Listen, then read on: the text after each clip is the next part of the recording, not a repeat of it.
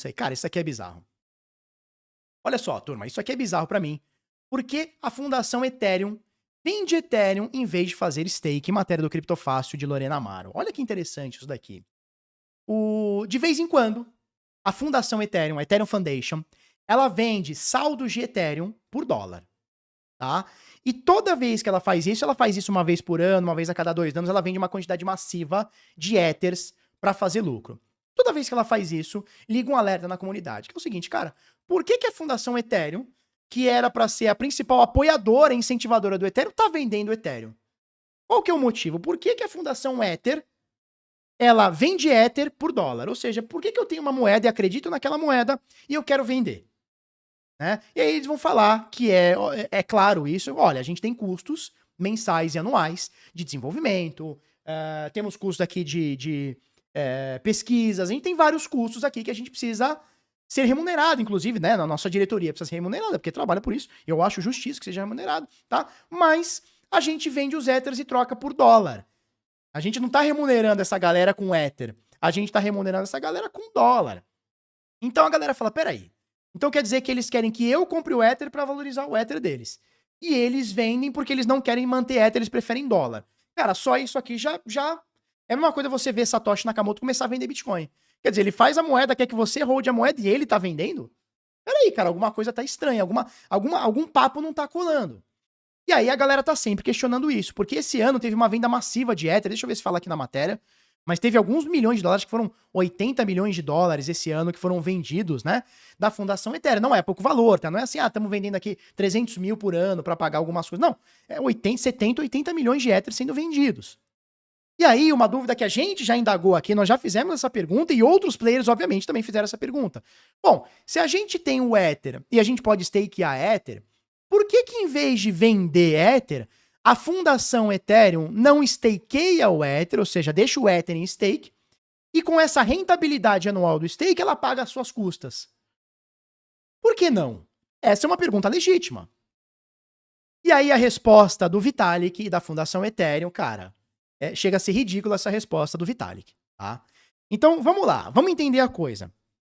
O Ether, você pode hoje stakear Ether, validar a rede, funciona como uma validação, como uma mineração, né? A mineração do Proof of Stake. Então você coloca moedas lá, valida e recebe anualmente uma recompensa em Ether. Se eu acredito em Ether e eu quero ter Ether a longo prazo, é perfeitamente plausível que eu faça o stake de Ether para aumentar todo ano 3, 4, 4,5% a minha quantidade de Ethers. Pô, já que eu vou deixar parado numa carteira, por que não validar a rede, melhorar o funcionamento da rede e ganhar uma grana por isso, que seja 3, 4% por ano? Faz sentido, para mim faz muito sentido, se eu vou manter Ether a longo prazo. E a Fundação Ethereum, que tem aqui, ó, 271 mil Ethers, por que a Fundação Ethereum, que tem 271 mil Ethers, não valida e não deixa no stake? Pô, 271 mil Ethers a 4% por ano dá uma graninha, hein? Dá uma graninha, hein? Dá uns 6 mil Ether aí por ano, até mais. Eu acho que dá para fazer uma brincadeira. E aí o que acontece? Eles não fazem isso, ou seja, além de não stakear, eles vendem. E aí a pergunta que a galera faz é uma pergunta legítima, que é o seguinte, cara, peraí, você pré-minerou Ethereum e você vende na cabeça da galera, incentivando a galera a comprar Ether. Você faz a galera investir no stake, ou seja, investir na tua rede enquanto você não investe. Peraí. Alguma coisa tá errada. Então, assim, imagina que eu tenho uma empresa e eu tenho uma ação dessa empresa, ou tenho o stake de ação dessa empresa. Cara, a coisa que eu mais quero fazer, se eu confio na minha empresa, é pegar essa minha ação, no caso esse token, e a coisa que eu mais quero é holdar ele, não vender ele. Eu quero ter ele cada vez mais, eu confio. E não só confio, não é só confiar, eu tenho que mostrar para os investidores que eu também confio. Ó, eu não vendo o meu Ether não, cara. Eu vou deixar ele em stake, eu vou pegar 271 mil Ether e eu vou deixar em staking. Como você que tem 32 tá deixando. Como você que tem 1, 2, 3 Ether tá deixando. Por que isso não acontece? E aí a resposta, a justificativa do Vitalik da Fundação Ethereum, cara, é chamar a gente de otário. Ô Vitalik, aí você tá chamando a gente de otário, hein? Olha o que ele fala.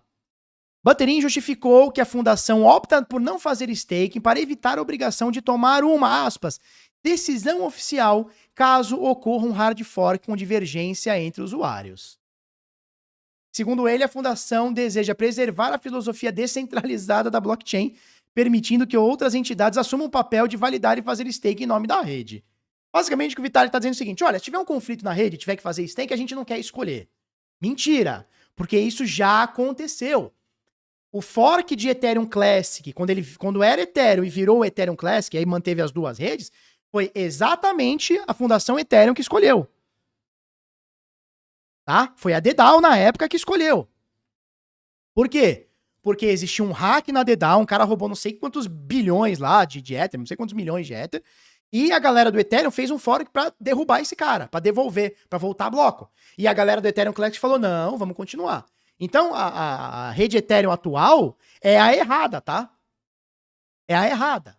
Por quê? Porque a própria fundação Ethereum, na época como DDAO, manteve o Ethereum do jeito que tá. Então ele chegar hoje e dizer que eles não querem ter uma decisão oficial e preferem que a rede... Cara, isso é papo furado, isso é papo em inglês ver. Já aconteceu isso com o hack da DDAO. E eles optaram por seguir a blockchain Ethereum, ou seja, eles mantiveram o desenvolvimento da rede. Agora não vai mudar nada. Se tiver que fazer uma decisão crucial para a rede, eles vão votar com esses 270 mil Ethers. Não se engane. Então veja, a resposta foi a pior coisa que ele podia ter dito, porque já tem histórico de exatamente o que ele está fazendo aqui contra o que ele está falando. Então, Vitalik, por favor, hein? Por favor, você não engana a gente. E aí, sabe o que acontece? Sabe o que acontece? O cara começa a olhar pro Ethereum e fala assim, peraí, se os próprios donos do Ethereum não querem fazer stake, não querem segurar a moeda, por que eu vou segurar? Eu vou ser o cara que ele vai dumpar na minha cabeça? Eu vou comprar pra ele dumpar na minha cabeça? É a pergunta legítima que a galera tem feito. E aí, Vitalik? Precisa mudar essa concepção da empresa, da Ethereum Foundation, com a rede Ethereum, com o stake da rede Ethereum, cara. Precisa mudar urgentemente, porque a galera não engole esse papinho pra boi dormir.